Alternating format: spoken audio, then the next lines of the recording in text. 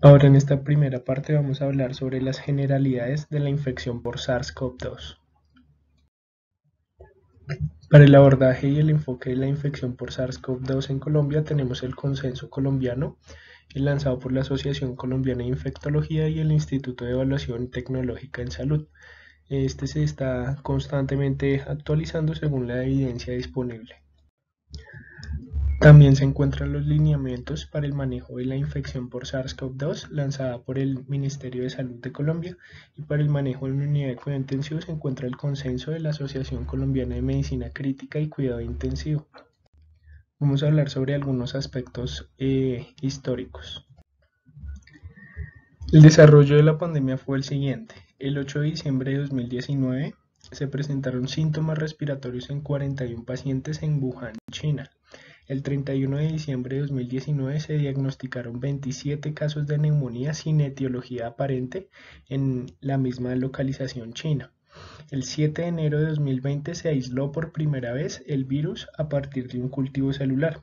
El día siguiente se anuncia el descubrimiento de un nuevo coronavirus aislado en uno de los pacientes que presentó la neumonía en Wuhan. El 10 de enero de 2020 se libera en el GenBank la secuencia del primer genoma del virus. El 30 de enero de 2020, la Organización Mundial de la Salud declara emergencia sanitaria de preocupación internacional ante el rápido incremento en el número de casos en China y en Asia. Para el 31 de enero de 2020 ya se reportaron casos en Asia, Europa y en Estados Unidos. Y el 11 de febrero de 2020 la Organización Mundial de la Salud denomina la enfermedad COVID-19 y el Comité Internacional de Taxonomía Viral denomina el virus SARS-CoV-2. El 11 de marzo de 2020 la Organización Mundial de la Salud declara la infección como pandemia. El 25 de febrero se presentó el primer caso en Latinoamérica, específicamente en Brasil, y el 6 de marzo de 2020 se reportó el primer caso en Colombia. Este es un gráfico que muestra las grandes pandemias en la historia de la humanidad para que ustedes revisen un poco sobre la historia de estas pandemias. Esta fue la primera publicación realizada en el New England Journal of Medicine sobre el nuevo coronavirus en pacientes con neumonía en China el año anterior. Y esta y la próxima diapositiva les muestra el eje conductor cronológico de los sucesos más importantes en cuanto a esta nueva pandemia.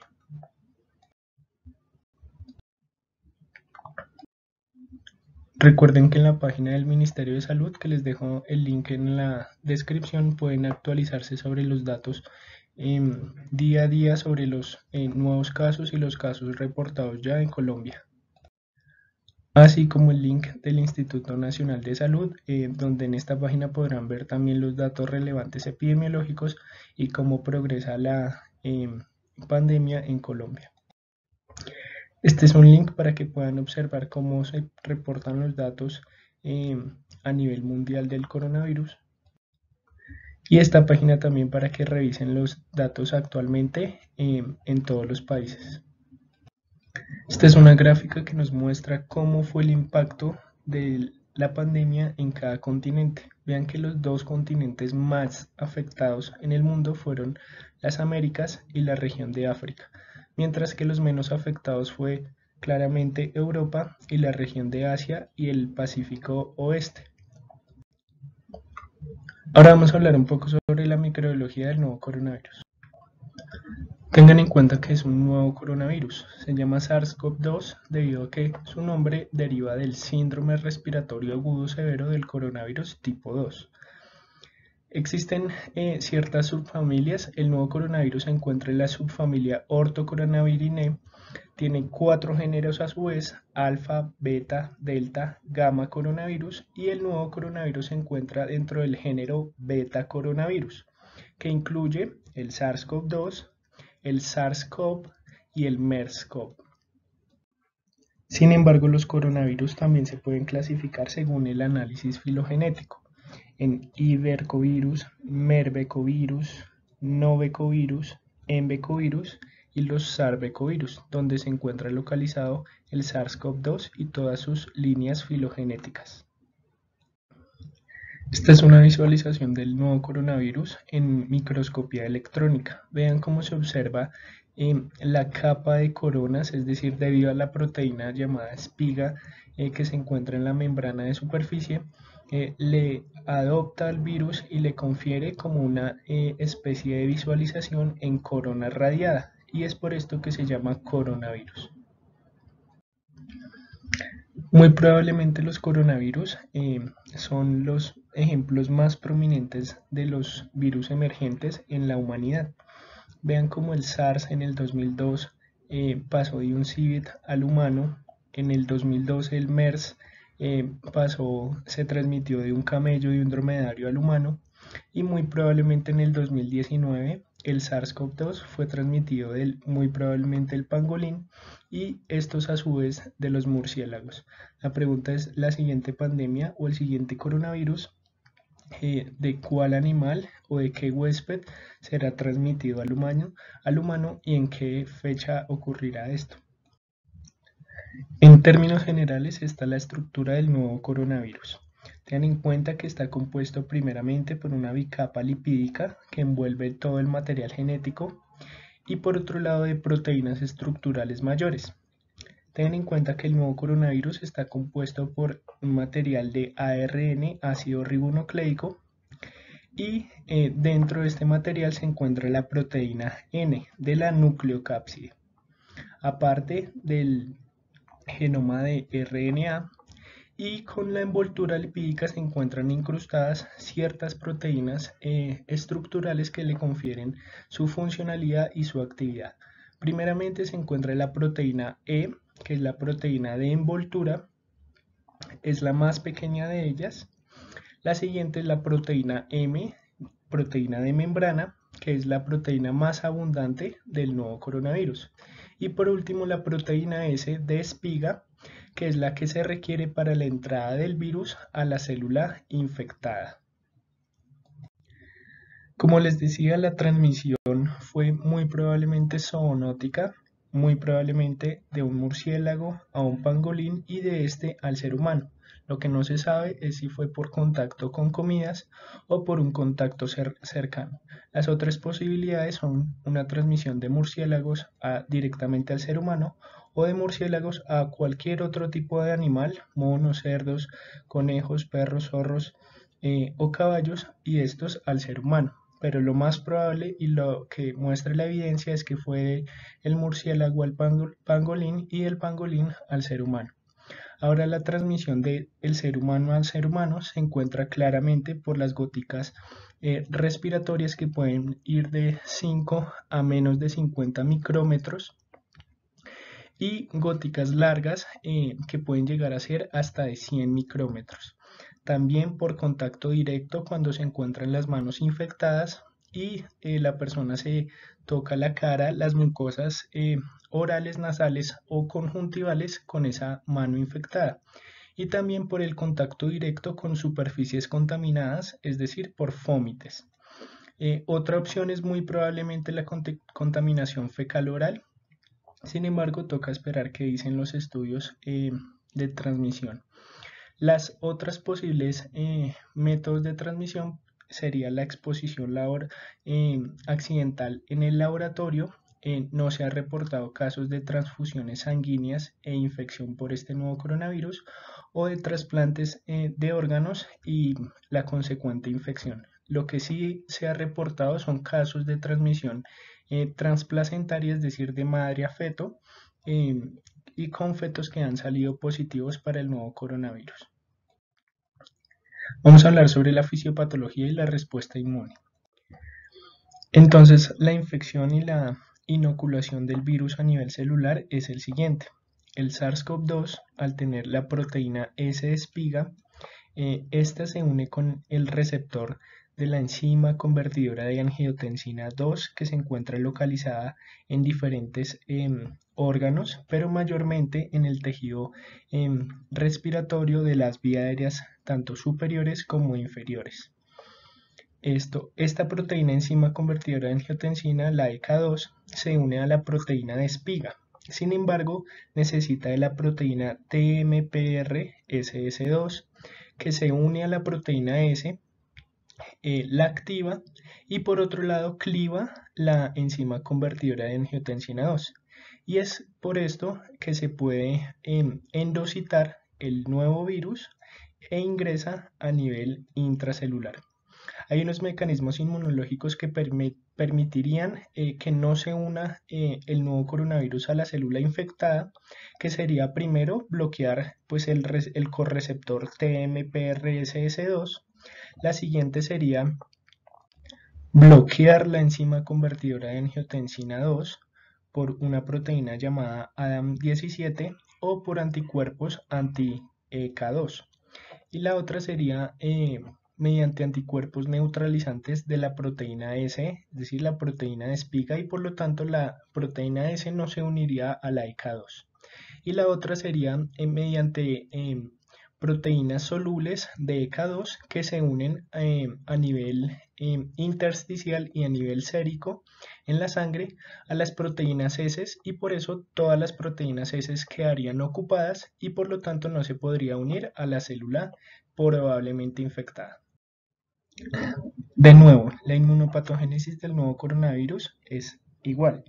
La proteína S de membrana, la espiga del coronavirus, se une a la enzima convertidora de angiotensina 2, la EK2, mediante la proteína o el correceptor TMPRSS2, activa la proteína de espiga y cliva la EK2, y así es como se endocita el nuevo coronavirus al interior de la célula. Al interior de la célula, el virión lo que hace es liberar el material genético de RNA, y el cual la célula lo utiliza como maquinaria para replicar su propio ensamblaje y pues por lo tanto para ensamblar nuevos viriones. Es así como una nueva célula infectada crea miles y miles de nuevos viriones de SARS-CoV-2 y son liberados a nivel extracelular para infectar nuevas células. Entonces, como la EK2, la enzima convertidora de angiotensina tipo 2, se encuentra mayormente expresada a nivel pulmonar, tanto en las células epiteliales bronquiales, los neumocitos tipo 1 y tipo 2. Vean acá los neumocitos tipo 2 cómo liberan los nuevos viriones de SARS-CoV-2, y los neumocitos tipo 1 también. Esto lo que genera es una respuesta inflamatoria severa con activación y quimiotaxis de todas las células inflamatorias, tanto monocitos como neutrófilos como linfocitos, a nivel de los capilares alveolares, y su ingreso a nivel del alvéolo, y por lo tanto la respuesta contra los nuevos viriones de SARS-CoV-2. Entonces vean como los linfocitos T, los monocitos que se convierten en macrófagos, los neutrófilos y los macrófagos alveolares, en respuesta y reconocimiento a los nuevos viriones de SARS-CoV-2, liberan citoquinas proinflamatorias como el T factor de necrosis tumoral tipo alfa, la interleuquina 1 y la interleuquina 6, pues con las consecuentes respuestas inflamatorias a nivel alveolar. Una vez la infección avanza, esa respuesta inflamatoria continúa activándose, y la respuesta inflamatoria es la que conlleva al engrosamiento del intersticio alveolar. Vean cómo se engrosa este intersticio a nivel de la membrana alveolo capilar. También se genera formación de membranas hialinas en esta barrera alveolo capilar, y por otro lado se genera un incremento en la permeabilidad vascular, es decir, la sangre que se encuentra en los capilares alveolares ingresa al espacio alveolar y por lo tanto se genera edema pulmonar. También se genera, debido a la respuesta inflamatoria tan severa, una apoptosis de los linfocitos T, y también existe una activación de la coagulación que va a conllevar, pues por lo tanto, a la formación de microtrombos en estos capilares alveolares y por lo tanto a trombosis pulmonar. También se ha demostrado activación del sistema quinina-calicreína, que va a conllevar y va a contribuir al daño vascular local y por lo tanto a ese trasudado del tejido vascular al espacio alveolar y pues va a conllevar a angioedema. Entonces, esta gráfica nos muestra el resumen de la fisiopatología de la infección por SARS-CoV-2. Lo primero es que el virión, el SARS-CoV-2, va a generar un efecto citotóxico directo sobre la célula infectada. Es decir, al unirse el virión a la enzima convertidora de angiotensina 2, hacer la endocitosis, crear nuevos viriones y liberarse, pues la célula se va a lisar y por lo tanto se va a lesionar esas células. Por otro lado, va a haber una disregulación del sistema renina-angiotensina-aldosterona. Recordemos que lo normal es que la enzima convertidora de angiotensina tipo 2 clive la angiotensina tipo 2 a angiotensina 1.7 o también que clive la angiotensina 1 a angiotensina 1.9 y por lo tanto la ECA2 lo que va a generar es una disminución del sistema renina-angiotensina-aldosterona y al haber un aumento en la angiotensina 1.7 y angiotensina 1.9 recuerden que tienen los efectos contrarios a la angiotensina 2, es decir, efectos vasodilatadores, antiinflamatorios, disminuye la permeabilidad vascular, etc. Pero al haber activación y unión del virión del SARS-CoV-2 a la ECA2, pues por lo tanto la ECA2 no va a poder clivar la angiotensina 2 y la angiotensina 1. Esto va a hacer que disminuya la angiotensina 1.7 y la angiotensina 1.9 y aumente por lo tanto la angiotensina 1 y la angiotensina 2. Y por eso los pacientes van a tener una activación del sistema renina-angiotensina-aldosterona con lesión y remodelación de los tejidos, un efecto inflamatorio y por tanto también van a tener efectos vasoconstrictores por activación directa de la angiotensina 2 y también permeabilidad vascular. Ese es el segundo mecanismo. El tercer mecanismo, como ya les dije, es la lesión celular endotelial y por lo tanto la activación de la coagulación y de la inflamación. Por un lado, al el endotelio tener receptores de la ECA2, pues por lo tanto viriones de SARS-CoV-2 se van a unir al endotelio y se va a liberar grandes cantidades de viriones y por lo tanto va a haber lesión endotelial. Y por otro lado va a haber una inflamación endotelial con disminución de la fibrinolisis por disfunción endotelial y daño endotelial. Y por otro lado va a haber producción de trombina con la consecuente activación de la coagulación. Por eso, al haber la coagulación estar activada, va a haber aumento del dímero D y por eso es que los pacientes tienen mal pronóstico cuando el dímero D se encuentra aumentado. Y por último, va a haber una respuesta inmune disregulada. Como les dije en la diapositiva anterior, esa activación del estado proinflamatorio va a generar citotoxicidad de los linfocitos T y es por esto que se observa en estos pacientes linfopenia de los linfocitos T. Por otro lado, el virión de SARS-CoV-2 va a generar una inhibición de la señalización de los interferones. Y por otro lado va a haber una hiperactividad del sistema inmune innato con la consecuente liberación exagerada de citoquinas proinflamatorias y es por esto que se observa el síndrome de liberación de citoquinas en estos pacientes. Entonces no se les olvide, mecanismos de la fisiopatología del SARS-CoV-2. Por un lado, citotoxicidad directa sobre las células que tienen receptores de la ECA2. Segundo, aumento del sistema renina-angiotensina-aldosterona con inflamación, vasoconstricción, permeabilidad vascular. Tercero, lesión endotelial con disfunción endotelial, activación de la cascada de la coagulación, disminuye la fibrinolisis, aumenta la producción de trombina, aumenta por tanto dímero D. Y por último, activación exagerada del sistema inmune con la consecuente liberación exagerada de citoquinas proinflamatorias y con la linfopenia de los linfocitos T. Y esta gráfica nos muestra también los mecanismos para la coagulopatía y la patogénesis de la trombosis en los pacientes con infección por SARS-CoV-2. Acá se listan los factores de riesgo para la coagulopatía, pero también nos recuerda que la respuesta inflamatoria, la disfunción endotelial y la infección superimpuesta por bacterias va a contribuir a la linfopenia y a la liberación de citoquinas proinflamatorias. Estas anormalidades hemostáticas lo que van a generar son microtrombosis a nivel pulmonar, coagulopatía intravascular, lesión miocárdica porque los cardiomiocitos también tienen receptores de la ECA2 y aumento en los biomarcadores cardíacos debido a esa injuria miocárdica. ¿Y cuáles son los desenlaces clínicos? Pues que los pacientes con infección por SARS-CoV-2 tengan tromboembolismos venosos, infartos agudos de miocardio, en este caso serían tipo 2, y coagulación intravascular diseminada. Estos cortes histológicos en pacientes con infección por SARS-CoV-2 muestran primero un infiltrado inflamatorio en el intersticio de los pulmones de predominio mononuclear por linfocitos T. Y por otro lado se observan lesiones alveolares difusas con edema y depósito de fibrina y en este caso pues indicaría un claro síndrome de dificultad respiratoria aguda, es decir, SDRA en pacientes con COVID. Esta es una revisión de la Sociedad Europea de Cardiología que nos muestra los sistemas de daño cardiovascular en los pacientes con esta infección.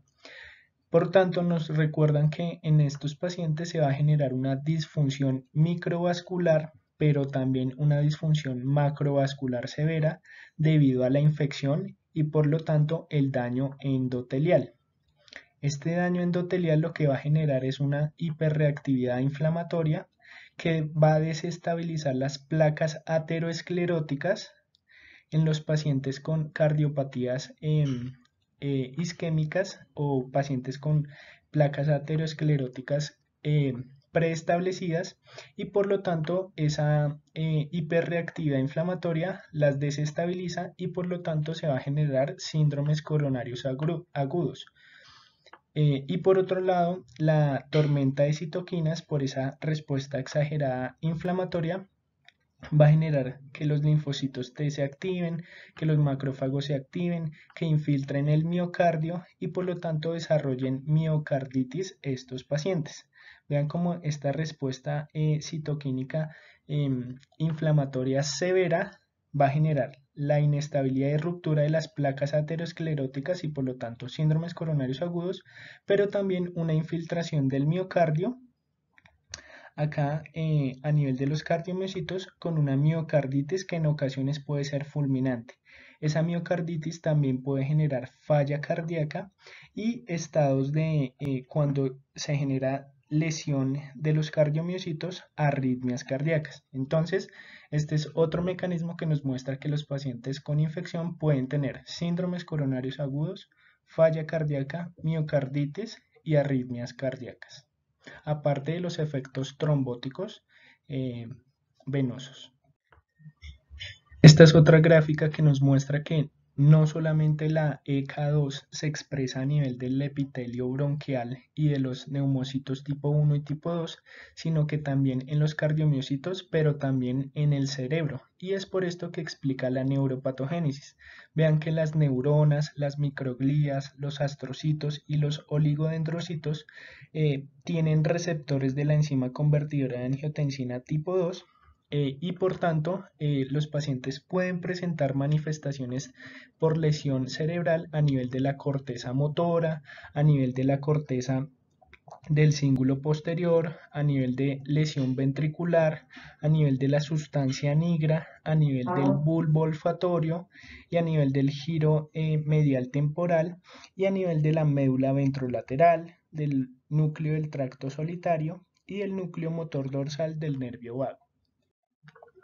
Y es por esto que al existir estos receptores en el bulbo del tracto olfatorio, los pacientes probablemente van a tener anosmia como síntoma sugestivo de infección por SARS-CoV-2 y esta es la explicación de por qué estos pacientes tienen este síntoma, debido a la diseminación viral transináptica de los axones del bulbo del tracto olfatorio. También la afectación del sistema nervioso central está dada por el mecanismo de diseminación a través de la barrera hematoencefálica.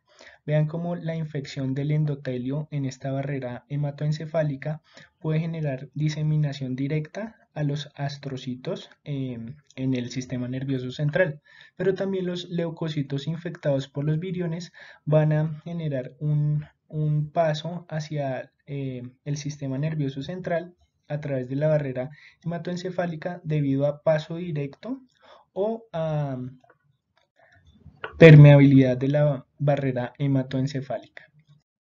Esta gráfica nos muestra que la respuesta inmune innata es el principal mecanismo de contención de la infección por el SARS-CoV-2. Vean que el virus es reconocido por los monocitos, los macrófagos y las células dendríticas, debido a que también tienen el receptor de la enzima convertidora de angiotensina tipo 2 y la proteína TMPRSS2. Una vez endocita el virus a nivel de los macrófagos, de los monocitos, de las células dendríticas, el RNA del virus es reconocido por receptores tipo TOL, tipo 3 y tipo 7. Estos lo que hacen es generar una activación de las vías de señalización celular de estas células y lo que hacen es generar la transcripción o la fosforilación del factor de necrosis o el factor de necrosis kappa beta, el NF-K beta. Y esto lo que hace es translocarse al núcleo, este factor de necrosis kappa beta, y por lo tanto transcribir interferones, mayoritariamente el tipo 1. Pero también esto activar la liberación de citoquinas proinflamatorias. Entonces, tanto la activación de niveles de interferones tipo 1 van a generar la inmunidad antiviral, el control de las células infectadas y por tanto el control y la muerte del virus del SARS-CoV-2. Pero en pacientes que tengan niveles disminuidos o que tengan una alteración en esta respuesta inmune para generar o transcribir interferones tipo 1, por lo tanto van a predominar las citoquinas proinflamatorias como el factor de necrosis tumoral alfa y la interleuquina 6 y 1, y por tanto los pacientes van a tener esta tormenta de citoquinas, el síndrome de dificultad respiratoria aguda y por lo tanto la muerte. En cuanto a la respuesta inmune adaptativa, lo que indica es que la liberación de las citoquinas proinflamatorias exageradas como interleuquina 6 y el factor de necrosis tumoral, lo que hace es disminuir o generar un mecanismo exhaustivo de los linfocitos T CD8 y CD4 positivos. Al disminuir las concentraciones de estos linfocitos T CD8 y CD4 positivos, también van a disminuir los linfocitos T reguladores. Estos que se evidencian acá, y por lo tanto va a generarse una disminución en la capacidad para que estos linfocitos liberen citoquinas efectoras como la interleuquina 2, el interferón gamma, la perforina B, que van a atacar al virus, pero que también van a activar los mecanismos de regulación por los linfocitos T reguladores. Y por lo tanto en estos casos pues se va a propagar y se va a sostener la respuesta de las citoquinas proinflamatorias con el daño a nivel tisular. En los pacientes que no progresan a una enfermedad severa, pues en estos pacientes lo que sucede es que no se va a disminuir las concentraciones de linfocitos TCD4 y CD8 positivos y por lo tanto estos tienen la capacidad de liberar interferón gamma, interleuquinas tipo 2 que van a actuar como interleuquinas efectoras para controlar la replicación viral, el virus como tal, y van a generar la activación de la respuesta celular reguladora. Les dejo esta tabla para el que quiera profundizar sobre las citoquinas y las quimioquinas que se encuentran expresadas en los pacientes con infección por SARS-CoV-2, sus efectos en estos pacientes. Este es el mecanismo propuesto por el cual se puede explicar que los pacientes adultos jóvenes progresen a severidad en esta infección. El mecanismo propuesto es una mutación o una alteración en el receptor tipo TOL tipo 7, el TLR7. Al haber una mutación o una variante que genere una disfunción, una pérdida de la función de este receptor, pues no va a reconocer el ARN viral y por lo tanto va a disminuir la liberación de interferón gamma tipo 2 y va a predominar la liberación de las citoquinas proinflamatorias debido a la activación del TLR3. Y pues muy probablemente esta sea la explicación por la cual los pacientes jóvenes progresen a severidad en esta infección. La posible explicación de por qué la obesidad es un factor de riesgo para que los pacientes tengan una infección severa es muy probablemente a que en estos pacientes van a tener una disregulación o una actividad exagerada de la respuesta inflamatoria sistémica en estos pacientes que genera respuesta inmunitaria disfuncional y exposición viral aumentada. Por otro lado, van a tener efectos de disminución en las respuestas metabólicas y cardiorrespiratorias que van a contribuir a la respuesta protrombótica y a los fenómenos vasculares en estos pacientes. Vamos a hablar de las manifestaciones clínicas de la infección.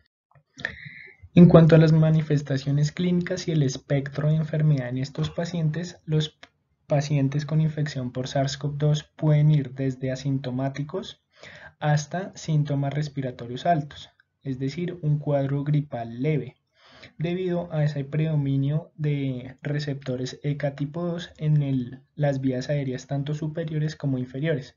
Entonces, si el paciente no se encuentra sintomático, lo más frecuente es que tenga síntomas respiratorios altos, más síntomas inespecíficos, más síntomas gastrointestinales. Lo siguiente es que el paciente progrese a una neumonía. Lo siguiente es que progrese a una neumonía grave.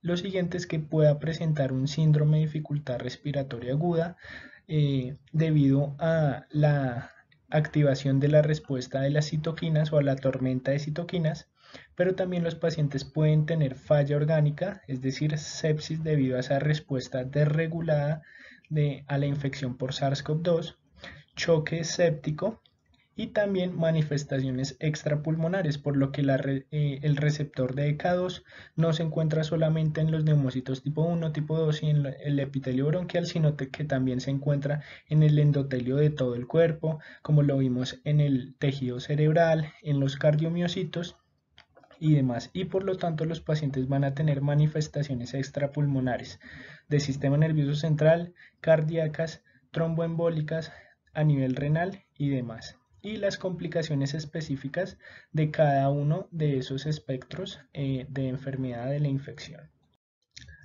Esto es una gráfica que nos muestra una revisión del New England Journal of Medicine de la infección por SARS-CoV-2 severa, donde el periodo de incubación son 14 días y el día que inician los síntomas, vean que los primeros días, desde el día 0, 1, 2, 3, 4, los pacientes pueden iniciar con fiebre, tos, fatiga, anorexia, mialgias y diarrea, es decir, síntomas respiratorios altos con síntomas inespecíficos de un cuadro viral y síntomas gastrointestinales.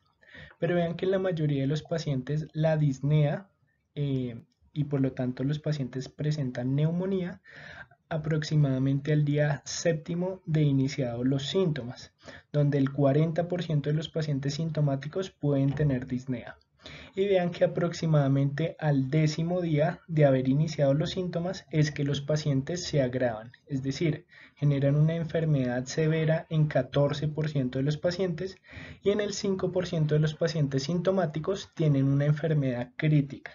Entonces, esto lo que nos muestra es que un paciente con infección por SARS-CoV-2 no se agrava y no se deteriora de un día para otro. Vean que lo más frecuente es que los pacientes desde el día que inician los síntomas inespecíficos y respiratorios altos hasta el día séptimo, 5 a séptimo día y hasta el día 10º es que se deterioran y generan la infección severa. Estas son las recomendaciones de la Asociación Colombiana de Radiología para la realización de los estudios y la interpretación de las imágenes diagnósticas en los pacientes con la infección.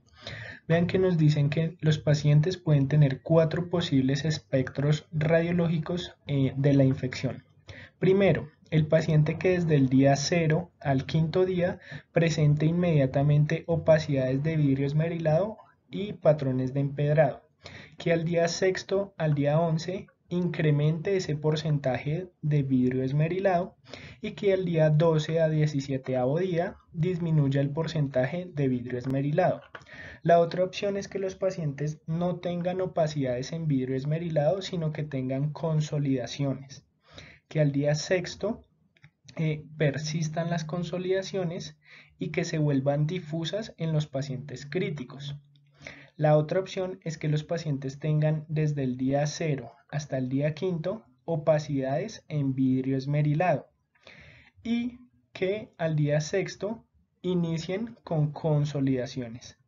Y la última opción es que los pacientes los primeros 5 días o la primera semana no tengan hallazgos radiológicos, pero vean que al sexto, al 11º día, los pacientes inicien con vidrio esmerilado más líneas irregulares en la radiografía de tórax. Entonces esto lo que nos enseña es que desde el primer día de iniciados los síntomas pueden observarse hallazgos radiológicos de opacidades en vidrio esmerilado o consolidaciones, o que pueden aparecer al sexto al 11º día estos patrones. Estos son los patrones que describen la probabilidad de la presencia de la infección por SARS-CoV-2 a nivel radiológico. El patrón clásico y que siempre debemos buscar porque nos da 100% de confianza de que sea una infección por SARS-CoV-2 es que en la radiografía de tórax o en la TAC de tórax se observen opacidades en vidrio esmerilado múltiples bilaterales de distribución periférica y con predominio en los lóbulos inferiores, que pueden presentar patrón en empedrado, que pueden tener o no broncograma aéreo y que pueden observarse un patrón perilobular o un halo reverso. Ya se las voy a mostrar. Un patrón probable será consolidaciones periféricas, pero que sean peribroncovasculares que predominan en los lóbulos inferiores. También que se observen patrones de halo reverso o perilobulares o que se observe vidrio esmerilado de extensión limitada, es decir, no a nivel de distribución periférica.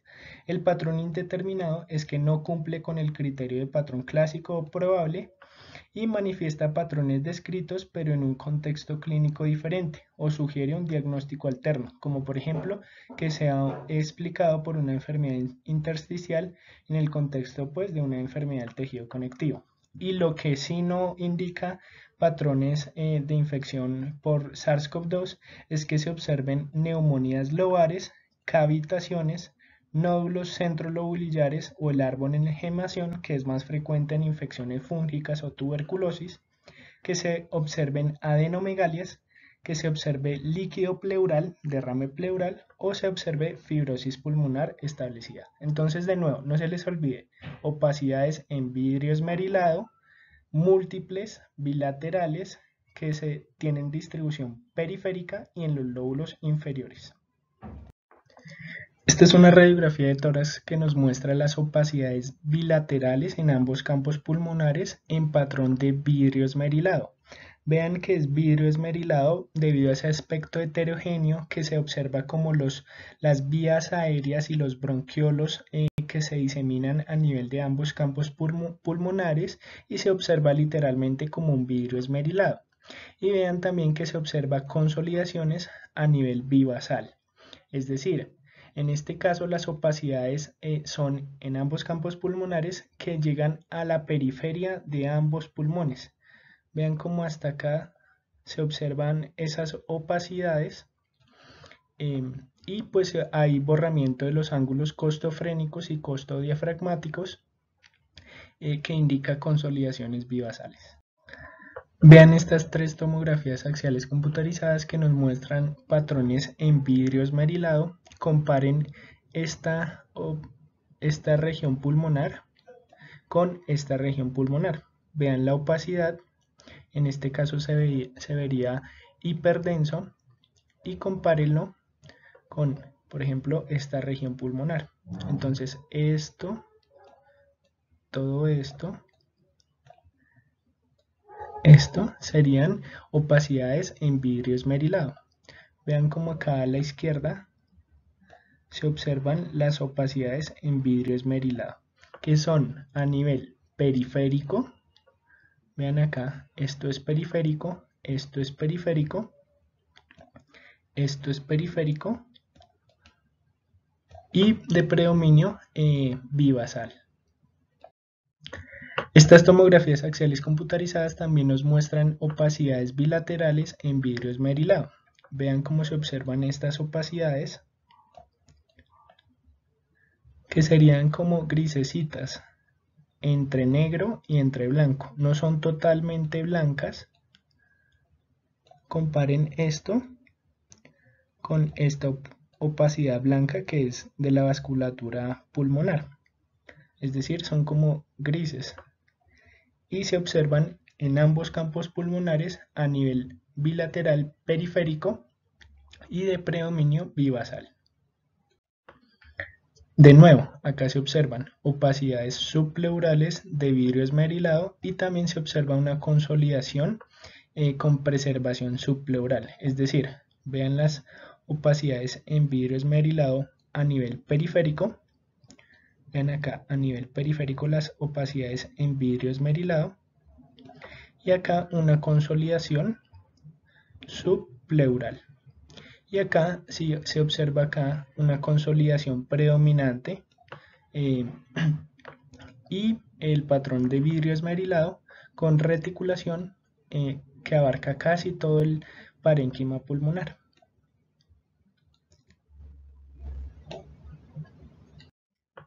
Acá se observa en la A, un patrón en vidrio esmerilado localizado, que se observa acá a nivel de la periferia. En la B se observa un patrón de vidrio esmerilado difuso. Vean cómo ya se encuentra esa opacidad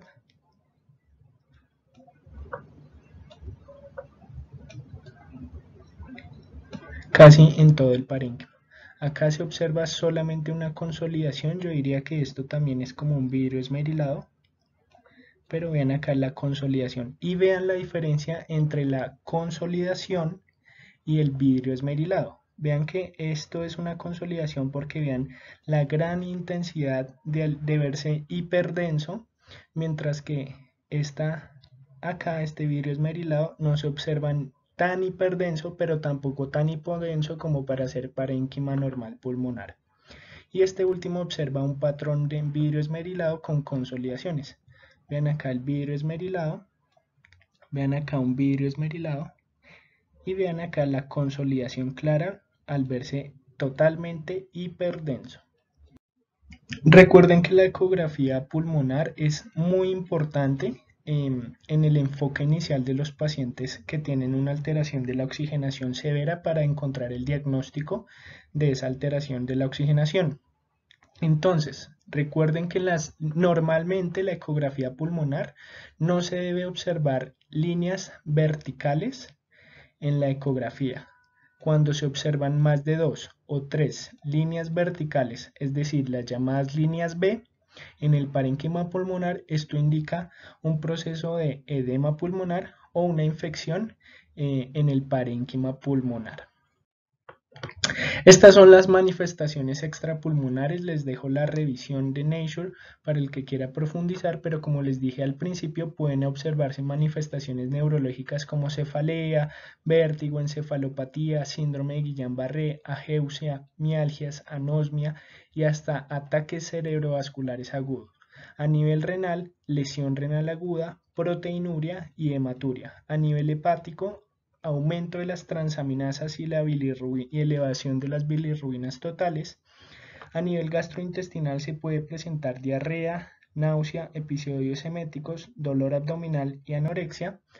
Eventos tromboembólicos como trombosis venosas profundas, tromboembolismo pulmonar y trombosis relacionadas con catéteres. A nivel cardíaco puede observarse cardiomiopatía de Takotsubo, miocarditis o injuria miocárdica, arritmias cardíacas con taquicardias ventriculares o supraventriculares, choque cardiogénico, isquemia miocárdica con infarto agudo de miocardio y tromboembolismo pulmonar o cor pulmonare. A nivel endocrino, hiperglicemia y cetoacidosis diabética. Y manifestaciones dermatológicas como presentar petequias, lívido reticular, un rash eritematoso, urticaria, vesículas y lesiones similares al eritema pernioso. Y les dejo estas cajas para el que quiera profundizar, pero dice lo mismo, todas las presentaciones a nivel de las manifestaciones cardiovasculares, las manifestaciones renales, las manifestaciones gastrointestinales y hepatobiliares y las manifestaciones endocrinas. Las manifestaciones neurológicas, de nuevo, cefalea, anosmia y ageusia, alteración del estado de conciencia debido a encefalopatía tóxico-metabólica o encefalitis, crisis epilépticas, ataques cerebrovasculares agudos y eventos vasculares por hemorragias intracraneales y síndrome de Guillain-Barré también se han reportado con trastornos de nervios periféricos. Esta es una tomografía axial computarizada de cráneo que nos muestra una lesión hipodensa irregular en el hemisferio izquierdo. Es decir, todo esto de acá a nivel de la corteza frontal, parietal y occipital que compromete bien también los ganglios basales, el tálamo y que desvía la línea media y desvía el ventrículo hacia el lado contralateral. Y pues al ser una lesión hipodensa irregular indica un proceso isquémico, es decir, un ataque cerebrovascular agudo. El hemisferio derecho también está comprometido en menor proporción. Vean esta región isquémica o hipodensa en esta región. Ahora vamos a hablar de las definiciones de caso. Entonces, tenemos que diferenciar caso sospechoso, caso probable y caso confirmado de infección por SARS-CoV-2. Vamos a hablar de los casos sospechosos en toda persona sintomática y en toda persona que no tenga síntomas, pero que haya tenido un contacto estrecho con personas que tengan casos sospechosos o que sean confirmados para la infección.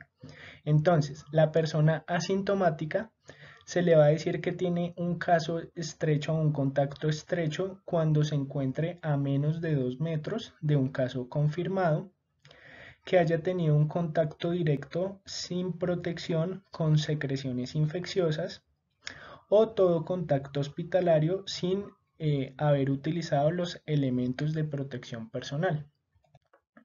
Entonces, el caso sospechoso sintomático es una persona que presente síntomas respiratorios agudos, ya sea por fiebre, tos, dificultad respiratoria, odinofagia, fatiga, adinamia, disnea o síntomas gastrointestinales, diarrea, episodios eméticos o dolores abdominales. La probabilidad aumenta, la sospecha aumenta cuando la persona tiene un empeoramiento de los síntomas respiratorios o gastrointestinales o que persistan al día 8º de que hayan iniciado los síntomas. También va a ser sospechoso todo paciente que tenga imágenes con vidrio esmerilado periférico o consolidaciones bilaterales. Y también debe sospecharse en toda persona que no tenga síntomas, pero que haya tenido el contacto estrecho con un caso confirmado en los últimos 14 días. De nuevo, persona sintomática, 2 o más síntomas respiratorios agudos, tos, fiebre, dificultad respiratoria, odinofagia, fatiga o adinamia. Que tengan síntomas gastrointestinales, diarrea, episodios eméticos, dolor abdominal y que estén asociados a empeoramiento de estos síntomas respiratorios o gastrointestinales o que persistan al 8º día de haber aparecido. Y todo paciente que tenga imágenes pulmonares en vidrio esmerilado periférico o consolidaciones bilaterales.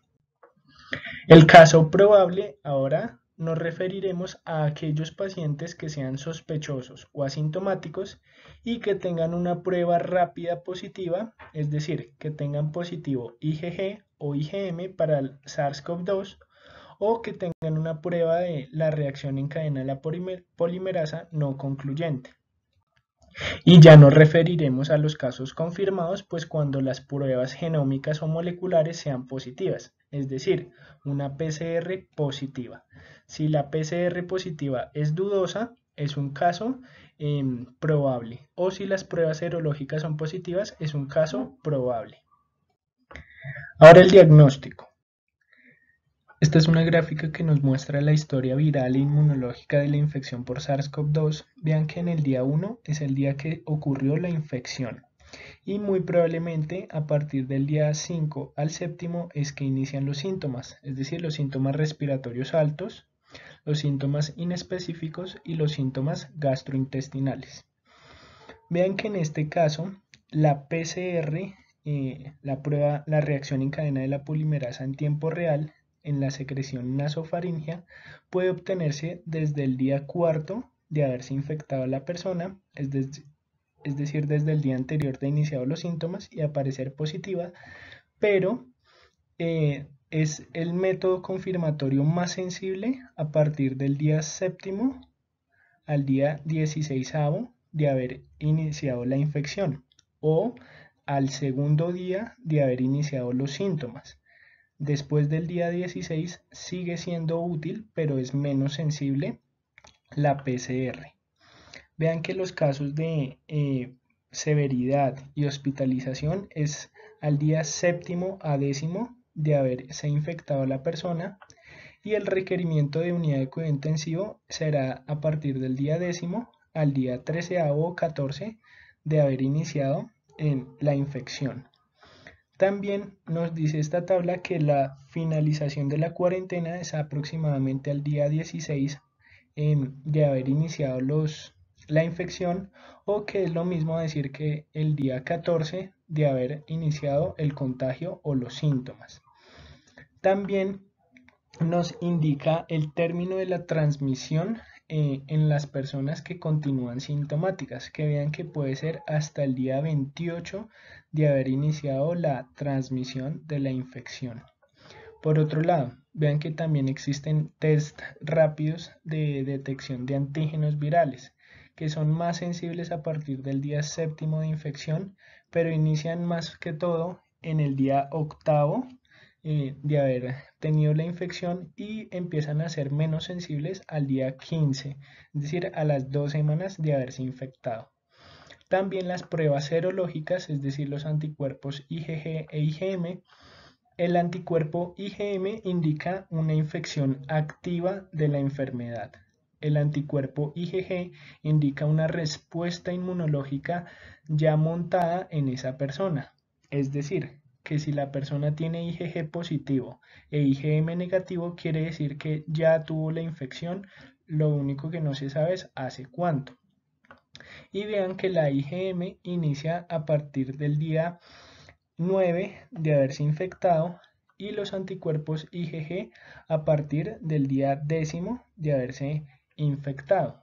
Es decir, que las pruebas serológicas son útiles a partir del día 10 de haberse infectado o de haber iniciado los síntomas. Y en los pacientes más graves en unidad de cuidado intensivo son útiles para descartar coinfecciones los perfiles o los paneles moleculares que tienen acción para detectar de 18 a 22 patógenos que incluyen el SARS-CoV-2.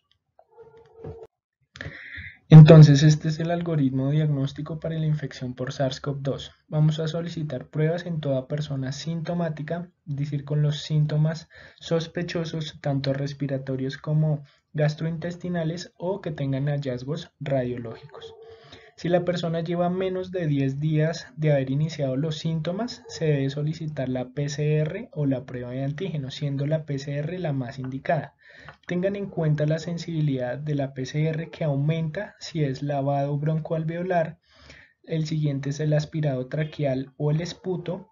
El esputo no está indicado por el gran nivel de aerosolización que genera el realizar el esputo.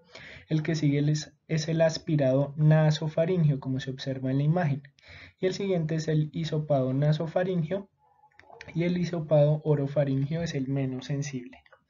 En este caso, si la prueba es positiva, el antígeno viral o la PCR, pues se confirma el diagnóstico. Si hay sospecha clínica alta y la PCR dio negativa o el antígeno viral dio negativo, se debe repetir la prueba, es decir, la PCR, en 72 horas o 48 horas. Si la prueba es positiva, pues la persona tiene infección por SARS-CoV-2. Si es negativa, pues se descarta la enfermedad. ¿En quiénes vamos a sospechar y repetirla? Pues si dice sospecha clínica alta, es aquel paciente con síntomas respiratorios, con clínica de neumonía y con hallazgos radiológicos. Ahora bien, si la persona lleva más de 10 días de haber iniciado los síntomas, lo indicado es primeramente la reacción en cadena de la polimerasa, es decir, la PCR y ya no los antígenos virales. En este caso ya no están indicados los antígenos virales. Si la PCR es positiva, se confirma el diagnóstico. Si la PCR fue negativa y la persona lleva más de 14 días, se toman pruebas serológicas. Si la IgG es positiva con la PCR negativa, es un caso probable, como les había dicho antes en la definición de los casos. La IgM sola no es interpretable. Ahora bien, la persona no tiene síntomas, es asintomática, pero tuvo un contacto estrecho con un caso positivo.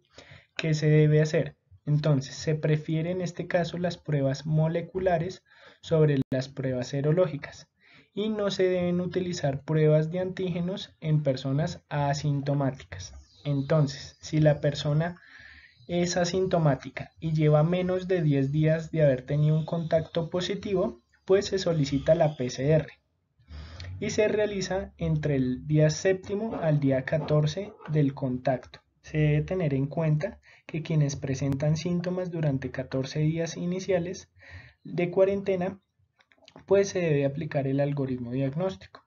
Por otro lado, si la persona lleva más de 14 días de haber tenido el contacto positivo, en este caso se solicitan las pruebas serológicas, es decir, los anticuerpos.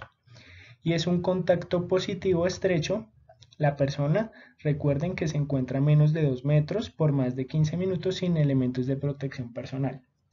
Después del día 14, con una PCR negativa, se debe contemplar hacer la prueba serológica, como les dije. Y quienes presentan síntomas con una PCR negativa, se debe considerar la prueba serológica después del día 14 de haber iniciado los síntomas. El que quiera profundizar el tema, este es el diagnóstico microbiológico cruzado, es decir, todos los virus respiratorios y todas las bacterias que pueden inducir un cuadro similar al de la infección por SARS-CoV-2, que vean que incluye adenovirus, metaneumovirus, parainfluenza, influenza A y B, enterovirus, virus sincitial respiratorio, rinovirus y algunas bacterias como la clamidia pneumoniae, la Haemophilus influenza, la legionela, el Mycobacterium tuberculosis, el neumococo, el Streptococcus pyogenes, la Bordetella pertussis, el Mycoplasma pneumoniae y así todos estos que se encuentran acá. Este es un algoritmo de redireccionamiento prehospitalario, es decir, la persona que llama a su servicio de EPS, qué es lo que se debe hacer. Entonces, la atención telefónica inicialmente por su servicio prestador de salud. Se aplica el cuestionario sobre los síntomas actuales y sobre el nexo epidemiológico, es decir, si tuvo contacto estrecho. Si la persona tienen dudas, están asintomáticas y no han tenido un nexo epidemiológico o un contacto estrecho, pues se debe educar a la persona. Por otro lado, si la persona tiene síntomas respiratorios, gastrointestinales o inespecíficos, o tiene un nexo epidemiológico, es decir, tuvo un contacto estrecho, se debe preguntar si el paciente es sintomático o asintomático. Si la persona no tiene síntomas, lo que se debe determinar es si fue en realidad un nexo epidemiológico, es decir, un contacto estrecho.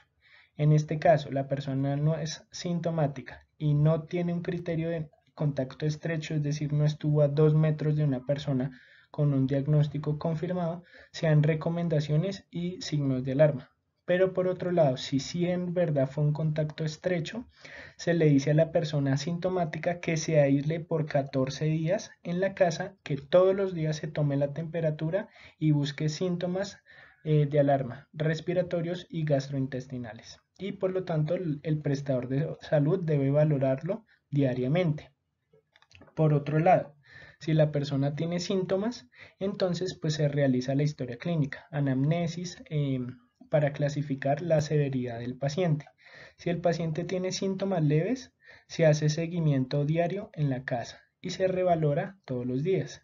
Pero por otro lado, si el paciente se deteriora o tenía inicialmente síntomas moderados o severos, o aquel paciente asintomático tiene síntomas moderados o severos, se debe remitir al hospital a las personas.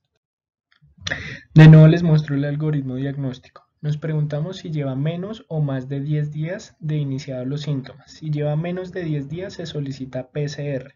Si es positiva se confirma. Si es negativa hay que preguntarse si la sospecha es alta. Si es así, pues se repite la PCR en 48 a 72 horas y si no hay sospecha alta y dio negativa, pues se descarta el caso. Por otro lado, si la persona lleva más de 10 días de haber iniciado los síntomas, se solicita la PCR y las pruebas serológicas, anticuerpos IgG e IgM para SARS-CoV-2. Si la PCR fue positiva, pues se confirma el caso de infección. Si la PCR fue negativa y los anticuerpos fueron negativos, pues se descarta el caso. Si hay sospecha alta, pues se repiten las pruebas a los 3 días y se repite solo una vez. Pero por otro lado, si la PCR fue negativa, pero los anticuerpos fueron positivos, es un caso probable y no confirmado de infección. En este caso se deben evaluar el resultado serológico. Si la prueba de IgG fue positiva, entonces la persona tiene una infección pasada. Pero si la prueba IgG fue negativa y la IgM es positiva, es una infección reciente y se lleva al paciente al algoritmo terapéutico. Este es el algoritmo de las pruebas serológicas en las personas que no tienen síntomas. Entonces, toda persona con contacto estrecho se ingresa a cuarentena por 14 días. Si la persona es asintomática durante los 14 días y cumple los 14 días, se realizan o se pueden realizar serologías IgG e IgM. Si fueron negativas, probablemente no fue un contacto y se regresa a la comunidad con las medidas de prevención. Pero si son positivas, pues en este caso se regresa a la comunidad. ¿Por qué? Pues porque cumplió 14 días y pues porque tiene el IgG positivo. Si tiene el IgM positivo, pues tiene la infección activa y no ha creado inmunidad del cuerpo. Por otro lado, si la persona es sintomática durante la cuarentena, es decir, inicialmente era sintomática pero se convirtió sintomática durante los 14 días, se va al algoritmo diagnóstico y se solicita la PCR y las pruebas serológicas. En este caso, si son negativas, se descarta el caso y se regresa a la comunidad, a pesar de que tenga síntomas, porque ya se descartó la infección por el SARS-CoV-2. Pero por otro lado, si son positivas, se aplica el algoritmo terapéutico. Si son síntomas leves, pues la cuarentena irá de 2 a 3 semanas. Pero si la persona tiene síntomas moderados a severos, la cuarentena va por 28 días. No se les olvide, síntomas leves 2 a 3 semanas, síntomas moderados a severos, cuarentena por 28 días. Ahora vamos a clasificar clínicamente, vamos a hablar de los factores de riesgo de mal pronóstico y los marcadores predictores de gravedad y de las complicaciones. Entonces, una persona con una enfermedad leve es aquel paciente que no tiene síntomas o que tiene un cuadro gripal inespecífico, sea cefalea, odinofagia, rinorrea, un cuadro inespecífico con mialgias, fiebre leve, pero las personas no tienen signos o no tienen evidencia de neumonía ni hipoxia. Lo siguiente es que la persona progrese a una neumonía, donde la enfermedad será moderada, es decir, el paciente tiene signos clínicos de neumonía, fiebre, tos, disnea, taquipnea por encima de 22 respiraciones por minuto, pero el paciente no tiene signos de gravedad y satura normalmente a FiO2 ambiente, es decir, no tiene hipoxemia. Y en las imágenes de tórax pues se observa la neumonía. La radiografía o la TAC indicaría las opacidades bilaterales en vidrio esmerilado o las consolidaciones bivasales. El ultrasonido puede puede ayudar en el diagnóstico de la neumonía y excluir otras causas o complicaciones. Ahora bien, lo siguiente es que la persona progrese a una neumonía grave donde la enfermedad ya se cataloga como enfermedad grave. Es decir, la persona con los signos y síntomas de neumonía pues tiene signos clínicos graves, como taquipnea por encima de 30 respiraciones por minuto, signos de dificultad respiratoria severa, con uso de músculos accesorios, tirajes intercostales, uso de esternocleidomastoideo o movimientos abdominales paradójicos. Y todo paciente que tenga hipoxemia pues ya tiene una neumonía grave. Y pues los hallazgos en las imágenes de tórax, con las opacidades en vidrio esmerilado, bilaterales, difusas, periféricas, bivasales o las opacidades bivasales y hallazgos ultrasonográficos. Entonces, esto lo que nos dice es que todo paciente que tenga taquipnea por encima de 30 o que tenga signos de dificultad respiratoria o que se encuentre con hipoxemia, ya es una neumonía grave. Si no tiene ninguna de esas tres, es una neumonía no grave. Lo siguiente es que el paciente progrese a un síndrome de dificultad respiratoria aguda, es decir, un SRA. Recuerden los criterios de Berlín que vimos en las diapositivas de SRA y ya se cataloga al paciente como enfermedad crítica. Es decir, tiene criterios de Berlín positivos dados por iniciar una semana después de la lesión pulmonar, es decir, que tenga neumonía viral o síntomas respiratorios nuevos o deterioro de estos y que tengan infiltrados bilaterales en radiografía de tórax, TAC de tórax o ultrasonido y que no sean explicados por sobrecarga hídrica, atelectasias o nódulos pulmonares y que tengan alteración en la oxigenación dada por una PAFI por debajo de 300 y lo catalogan o lo clasifican igualmente como todo SRA, leve, moderado, severo, de 300 a 200, de 200 a 100 y menores a 100.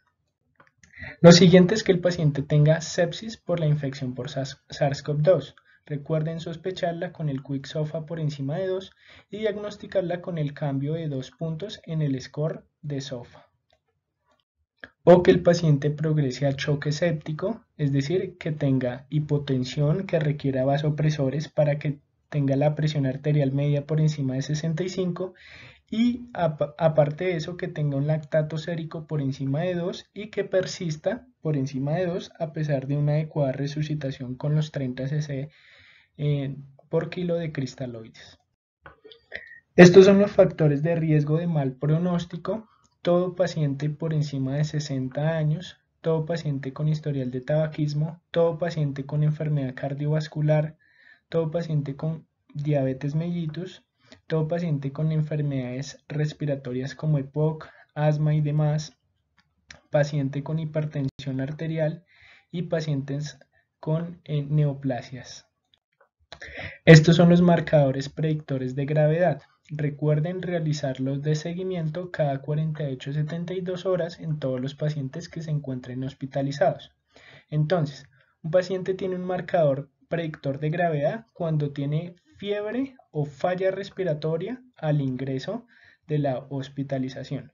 Todo paciente con alteraciones imagenológicas dadas por opacidades bilaterales en vidrio esmerilado o consolidaciones bilaterales bivasales. Paciente con sepsis, paciente con linfopenia por debajo de 1000, paciente con dímero D elevado por encima de 1 microgramo mililitro, paciente con PCR elevada por encima de 10 miligramos decilitro, paciente con LDH elevada por encima de 350 unidades por litro y paciente con una ferritina elevada por encima de 1000. Y estas son las complicaciones y por lo tanto en todo paciente hospitalizado por SARS-CoV-2 o todo paciente en la casa usted debe buscar activamente estas complicaciones: SDRA, lesión renal aguda, lesión miocárdica, alteraciones neurológicas y las infecciones asociadas al cuidado de la salud, sobre todo las neumonías asociadas a la ventilación mecánica. Por lo tanto, en este caso aplique los criterios de Berlín. Acá aplique los criterios Akin. Acá solicite troponinas para evaluar si hay injuria miocárdica o la clínica de infarto agudo de miocardio TEP o miocarditis o arritmias, y alteraciones neurológicas con las focalizaciones neurológicas y todo lo que indica las alteraciones neurológicas que vimos, y las infecciones asociadas al cuidado de la salud por sospecha clínica. Espero les sea de utilidad.